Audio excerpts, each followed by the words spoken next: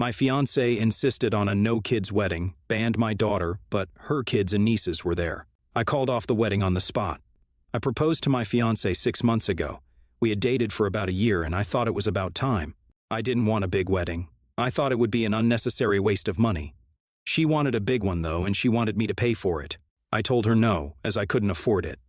We also had 3 kids. I had a daughter and she had 2 daughters. My baby was the youngest. We had to be careful with our finances. I could tell she didn't like it. Eventually, we both compromised. I agreed on spending a little more, and she agreed on splitting the wedding costs, as they should be. She said she wanted a no-kids wedding, and I hesitated. I wanted my daughter there, but she seemed persistent about that rule, so I relented. I asked her to bond more with my daughter. They both were comfortable with each other, but they weren't that close. She said that they would bond with time, and I believed her. I knew it would take time to develop a relationship. I had seen her with my soon-to-be daughters, and I was mesmerized by their bond. It was beautiful, and I wish my daughter could experience such a thing too. This point was what led me to propose. As time passed, I could see that she was stressed out, so I tried to pamper and relax her as much as I could. I knew wedding preparations were stressful. I was present for everything, though. I was a part of every decision. I didn't force her to spend time with my daughter, but I did mention it a couple of times. I wanted to give them both space to form their relationship naturally. I did send my daughter toward her a few times, but she usually ignored her, telling her she was busy or making up an excuse. I didn't like it. I could see she spent time with her daughters. Now that we are going to be a family, she should make an effort too. 3 months into the engagement, I brought it up. I told her what I felt and explained to her that my daughter was an important part of my life, and now that she and I were engaged, I expected her to make an effort towards my daughter. I asked her how she would feel if I ignored her daughters and didn't have much contact with them, and that seems to have given her the message. She apologized to me and told me that she would start putting in more effort. 2 months passed and she had taken her out 2 to 3 times. It wasn't much, but at least she was trying. I understood that the wedding was nearing, and she had other things to do too. My daughter was really sad that she couldn't come to the wedding. I felt really bad. I spoke to my fiancée about it and asked her to at least agree to let our kids be there. After all, they were our family. She said it would be too stressful and she didn't want them to make a mess. I tried explaining it to my daughter, but she was hurt and cried a little. My heart broke. I really wanted her to be a part of my big day. She understood though. Let's move on to my wedding day. When I entered the venue, I loved how everything looked. It was beautiful, but as I looked around while walking inside, I was surprised to see both of her daughters and some of her nieces there. I stopped midway in shock. I had asked her and tried to convince her to let at least our kids be at the wedding, and here I see all the kids in her family standing there, all dressed up. I felt angry. This was a no-kids wedding, right? Then why were they there? I walked right back out. I could hear the whispers behind me. It was mostly our family and friends, so around 30 people. The doors of the venue shut. Her sister came out a minute later and asked me what happened. I asked why there were kids at the wedding. She grew nervous and tried to make an excuse, but I blew her off and walked away. I tried calling my fiancée because I wanted an answer, but I couldn't reach her. 10 minutes later, a car pulled up, and it was my fiancée. As she got out, she smiled at me, confused. I was very angry at this point. I had seen the look on my daughter's face when I told her she couldn't attend. She was a part of me, and I loved her to death. I had still compromised for my fiancé. As she walked near me, I spit out, "Why are the kids at the wedding?" I could see the surprise on her face. I didn't get an answer. Everybody was out of the car and questioning what was going on. I asked her again, "Why are your daughters and nieces, practically every child in your family, there at the venue? This is a no-kids wedding, right?" She started out that she could explain. I waited. She told me that this was a very last-minute decision since they had no one to watch them, so she let them come to the wedding. Can you believe her? I laughed in her face. I asked her if she thought I was a fool. I told her that she knew how badly I wanted my daughter to be there, and she had insisted on this no-kids rule. And now she was telling me that this was a last-minute decision. I laughed in her face again. I asked her where she had managed to get matching dresses at the last moment. Her mother came up to me and asked me not to make a scene for such a small thing, and I lost it. I yelled at her to back off. I glared at her and asked her how she would feel if her fiancé's daughters and nieces were all there at a no-kids wedding, and her daughter wasn't. That shut her up. Her father didn't know what was going on. He asked his daughter about it, and she was starting to tear up. I was raging, though. I asked her if this is what she meant by starting a family. I told her my daughter seemed to be nowhere in there. She started saying that it was a mistake. She apologized and tried to hold my hand, but I stepped back. I told her this wasn't what I had envisioned when I proposed to her. I walked back inside and went up to the minister. I took the mic from him and announced myself. I told them all that there was a change in plans.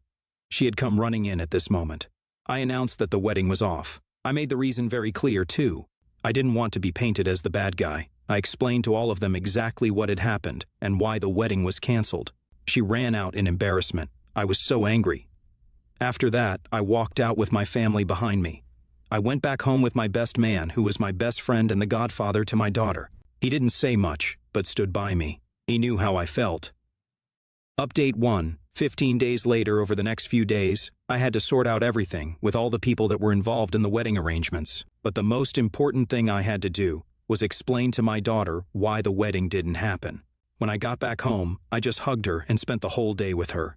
She asked questions at first, but then she stopped and just played with me. I had packed all my fiancé's stuff and kept it outside. I didn't want to talk to her or interact with her. I know I could have handled the situation better. At that point, all I could imagine was how much worse the treatment towards my daughter would get, and I was furious. I made a mistake by proposing to her. I should have waited longer. I was just so blinded by what could be that I didn't see what it was. The fact that she had the guts to tell Op to fund the whole wedding shows a lot about her character. OP should have hauled his ass miles away from her the moment she mentioned this. NTA. OP was blinded by green flags that weren't even there. He dodged quite a few bullets at the end. So her daughters and nieces were all there, and when asked, she couldn't even come up with a proper reason. Really last-minute decision? What did she think would happen? That since it was the wedding day, OP would just suck it up and go along with her? LOL. Stupid OP clearly loves his daughter. It sucks to have walked in and seen all the children from her family, but none from his side, not even his own. Though I think he could have handled it in a better way, his rage is justified. He is not the a-hole. His ex is a huge one for trying to pull that. What was the fiancé thinking? And then her mother tried to cover it up by telling Op not to make a scene. Bro, your fiancé already made one by inviting all the children on her side of the family but none on his. OP made the right decision to dump her butt right there and then. She dug her grave, so she must lie in it. There's no getting out of this one. Also, OP is a great father. He knew his priorities and stuck to them. Respect. Next story, my son has 2 boys, ages 16 male and 12 male. Their mom and my son's first wife died suddenly 10 years ago. My son and the boys were lost. 8 months later, my son met a woman and fell very hard and fast for her. He admitted to his dad and I that he felt like everything could be perfect again. The boys could have a mom present, and he could have a wife again. We warned him that it might not be that easy, but he was so happy again and appeared to have lightened after meeting her, so we tried not to say too much. His oldest son, for the sake of the post, we will call him Cole, did not take to my son's now second wife, Emma, very easily. My son and Emma married 2 years after his first wife died. Emma had lived with him 6 months prior to the wedding. The youngest, Jamie, started to call Emma mom almost immediately, but he was so little with no memories of his mom. Cole was different.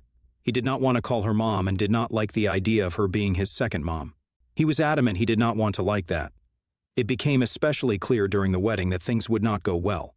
My son and Emma planned a small exchange between her and the boys, meant to be a sweet moment to celebrate the joining of the family, but Cole wanted no part in it and sat out while his brother and Emma took part. After that, we suggested to our son that everyone could do some therapy, and he listened.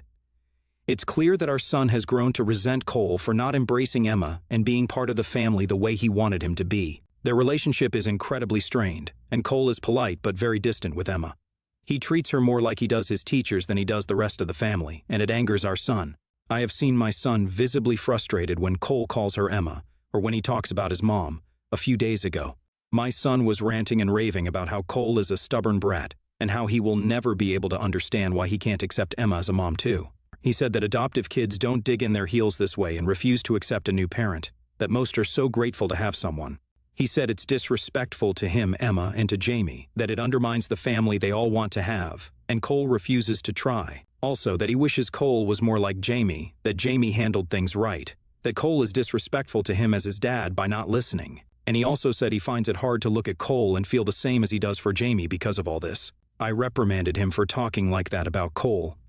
I told him he needs to get over himself and accept his son and find a way to accept that neither Cole nor Jamie's way is inherently right, and it's about what's right for them as individuals. I also told him Cole can feel every bit of that anger, and one day he would lose his son if he can't accept the truth for Cole and let go of all this frustration. My son told me I will never understand and should not speak to him like he's a child, i.e. Tia. My parents divorced when I was 7. My dad was in the Navy, and I didn't see him from 1st grade until 8th grade, and after that I didn't see him at all. My mom and stepdad got together when I was 16. I was very much used to the idea of not having a dad. He wasn't trying to be my dad, but he took care of me and paid for some of my college and helped me, out with the car and all that. My mom pushed so hard so fast for me to call him dad, like before they were ever married or engaged. She really ruined it for me. I'm one of those people that if they're told to do something, they do the opposite. Now that I'm older and he's been in my life longer than my real dad ever was, I would like to call him dad, but I can't get over the mental block of that being what my mom wanted and tried to force on me. If I called him dad, I know she would make it into a huge deal, and I just can't cope with that, which sucks for me and him because I deserve a dad, and he deserves to be called dad. Edit, I say all of that to say that his dad doing all of this and treating him this way may contribute to him never being able to call her mom. Oh, this whole thing is really upsetting to me. My partner passed away 4.5 years ago when we had a 10 and 3-year-old, and I also had a 16-year-old that had lost his dad 5 years beforehand, and he was close with his stepdad. They are now 8, 15, and 21. I couldn't ever imagine taking this stance as the surviving parent. I waited 3+ years to think about dating seriously, and I'm now in an amazing relationship with someone, and he has 3 teenage kids. Neither one of us is under any expectation of each other's children thinking of us as primary parents. Step-parents, sure, but that's completely different from forcing a relationship. I'd be ecstatic if his children eventually looked at me as a trusted parental figure, someone that they felt they could come to, but I also understand that it's complicated when it comes to your bio parents. My kids are open to amazing people in their lives, but only the youngest may still accept a parental figure, but she happens to be the one most outwardly affected by her dad's unexpected death. The thing that dad isn't getting is that you don't get to replace their deceased parents. You may be lucky when you introduce someone into their lives, but they should never be expected to accept a new parental figure, especially so soon after their beloved mother's death. This whole thought process is awful, and I don't like it. NTA up, but your son sure is. It's amazing that he thinks that a 2-year-old and a 6-year-old would react the same way to a mother's death. A 2-year-old doesn't exactly understand, though they may be upset. For a 6-year-old, a parent's death is a world-shattering event because you know that everything will now change. But you don't have the kind of coping mechanisms that a lot of adults have. He will have felt completely betrayed and abandoned by his father because to him at 6 it feels like his mom is being replaced, and by the sounds of it, that's exactly what has occurred. Jamie handled things the right way because he was so young and could easily accept a new parent. Cole was always going to have a harder time. That poor child lost his mother and is going to lose his father too, because his dad is a selfish a-hole who resents a literal child for not forgetting his mom after 6 months, 10 years ago. Next story. I was married to a wonderful man for 10 years. He passed away in a car accident when our children were 6 and 4. When I remarried 5 years later, my new husband had an 11-year-old son.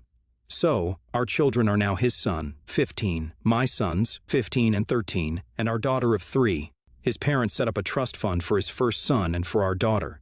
I asked if they were doing anything for his 2 stepkids, and he said it was unfair to ask them to set money aside for kids that just came into the family. I accepted his answer because my older kids have money from their dad's life insurance, so they have a good nest egg already. My first husband's parents are great people and have accepted my stepson and my daughter as bonus grandkids. They have made an effort to treat them well and always include them in gifts for the family and on their birthdays and Christmas. My parents have also made an effort to be nice, but they are more standoffish with my stepson. They have a cordial relationship and always send them gifts and invite him along on family events. My parents just sold their farm and are splitting the proceeds amongst all of my siblings and I. All the grandkids are also getting some money. The amount that my 2 sons and my daughter are receiving is about 5 times the amount that is in the trust fund that my stepson and daughter got from my husband's parents. My husband is now saying that it isn't fair that 3 of the kids are getting so much more. I said that it wasn't my money and that my parents could decide for themselves how it should be split up. He thinks that all the money for the kids should be pulled, then split evenly. I refuse to even try and get into the legality of it. It is literally not my money. He says that I'm being in a hole for singling out my stepson, but I just keep saying it isn't my decision. I approached my parents, and they said that the most they would do is split up my daughter's money with him since they are half-brother and sister. That would mean that she gets less than her brothers. I just want to leave everything alone. Tia, I don't actually have a bio dad in my life, so forgive me if this story is confusing. The man I call dad married my mother when I was 1. They divorced when I was 13. This man is my dad. I have never called him stepdad or even thought of him that way. My mom has now been married to a different man, my stepdad, for almost 30 years now. There's nothing wrong with my dad. He is my dad. I love him. We spend time together and all that. But I wouldn't say we're close. He's not even in the top 3 people I would call if I were in trouble. It's not because he's done anything wrong. It just is. I'm very close to my stepdad. We talk all the time. I would call him in an emergency before my mom because I know he won't flip and that he will be able to communicate the issue with my mom. We had some hard times when I was a teen, but over the years we learned to communicate and just grew close. My point being, the above story is not the kind you see on subs like this. No one goes and makes a post just to say, my step-parent is pretty cool actually. We are always going to see the extremes here. I felt like I never wanted to be in another long-term relationship. When my divorce was finally finalized from the abusive man, I made the dumbass decision to marry in a love bomb phase. I married my whole face. I kept my dating separate from my daughter. Abusive ex realized it was expensive to try and use my daughter to control me and hasn't been around in 2 years. After spending 2 years sporadically in and out, enough to try and abuse me through her. Not that he did anything. When he was around, my 5-year-old never said dada, which, since you don't have kids, you may not know that dada is typically the first word because it's easier to say than mama. That's how little he put into the kid who carries his DNA. Then I started dating and eventually married my neighbor. We had a baby in August. He treats and loves my older daughter this exact same. He, his family, and my 5-year-old would literally fight you if you tried to say she wasn't his daughter. Over the moon. The murder she always wanted, but 2 granddaughters as well. His father and him have said on multiple occasions that my older kid is amazing and that if my ex-husband wants to piss away his fatherhood, then good riddance. And it's an honor to be in my kid's life as her father. I never wanted another baby or a husband. My friends and family were shocked when I went and did both. My husband farts rainbows. He's the best. I'm glad I got both. I'm not telling you to go out and look. Don't go heal and do you, but don't wall off your heart to the idea of a life partner. Because when you least expect it, you may meet your best friend and the weirdest, kindest person you've ever met, who just makes you feel the most loved and supported. Whenever I see topics on blended families, it seems like such a huge minefield to experience. Lots of parents seem to put themselves and their wants and needs first above the kids. I get it. The kids won't be happy if you're happy, but if your new happy life is making your kids miserable, when kids get trauma out of it, or you have cases like this where everyone seems to have taken the blending well, and then bam, something like this comes up. In cases like above, I feel on one hand that it sucks and it's unfair, especially if one set of grandparents treats them more equally and then decides that no inheritance runs by the biological lines. But on the other hand, can they be judged for this? They want their biological grandkids to be set up well. Normally, there isn't a problem in that. Lots of posts here from step-siblings, etc., where people say that your inheritance is your inheritance, and you don't have to share it. But on the other hand, at least in this case, both sets of kids will get something, and nobody will be left without. Does it suck that some kids will get more? Yeah, it probably does. And it will suck to explain it to kids and basically to tell them to suck the circumstances up.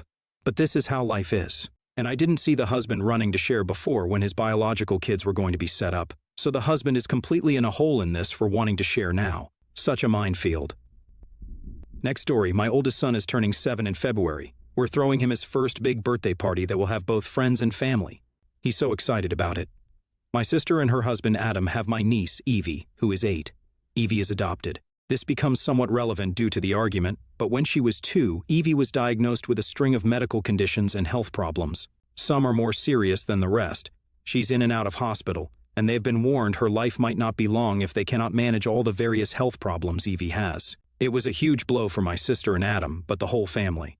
Evie's health has become a topic that gets brought up at everything. 2 family weddings were taken over when my sister brought up how sick Evie was and alluded to the fact she did not have long left, despite her assuring the family on a number of occasions that things were not that bad. One of those weddings was our brother's wedding. 1 minute the happy uncle is the center of attention, and the next people are talking about how sad that he has a terminally ill niece, and the focus moves on to them. She even made a big deal of talking about Evie's health during the toast, and it sounded almost like she was asking someone to start a crowdfunding thing for them to pay for treatments without outright asking that.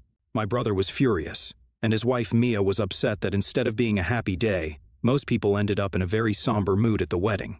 This has also happened at birthday parties, block parties, etc.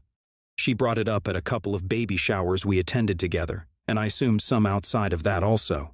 It's a lot, and every time it feels like everyone ends up sad, depressed, and uncomfortable. My sister and Adam have been spoken to about it before, and they claim they don't do it. Evie doesn't always get what's going on, and sometimes she's too poor to care. With my oldest son's party coming up, I felt like this was something I needed to try to prevent. So I asked her if she would not bring up Evie's health at the party. She told me she's not going to pretend everything is okay if people ask, and that it's important to make it known so people don't try to push her too much. I told her I do not want the whole party to become about Evie being sick again. She told me that's unfair, and I know why, so I told her they shouldn't come to the party if they only want to. Bring up Evie's health. My sister was furious. She accused me of not caring about Evie being sick because she's adopted and said I would be more understanding if Evie was my bio-niece. Even asked me why I cared so little about her. She also told me I was an a-hole for trying to gloss over the pain they feel and for excluding them when they live in hell every day. Aita, I want to talk about Evie too. The youngest child in my care will be fortunate to live to my current age. Kiddo is not biologically mine and has a harder start than most, a lot smaller and a little slower than her peers. She's absolute sunshine. My heart breaks knowing her time might be short, but I'm making sure she enjoys all of it. Parents need to give children space to be who they are and give them a chance to grow. Nothing in parenting is for certain, only the everything they chose for themselves can be a delightful surprise. I can't imagine reminding everyone of my kids' medical issues and needs when every family gets together. I do everything so my kids can flourish in whatever they do. OP, I don't believe your sister is mature enough to parent right now. Maybe they need to grieve or something, but looking for the spotlight on the back of Evie's medical needs in every situation is too much. She needs to respect her daughter's privacy and future by creating a safe and nurturing space for her to grow up.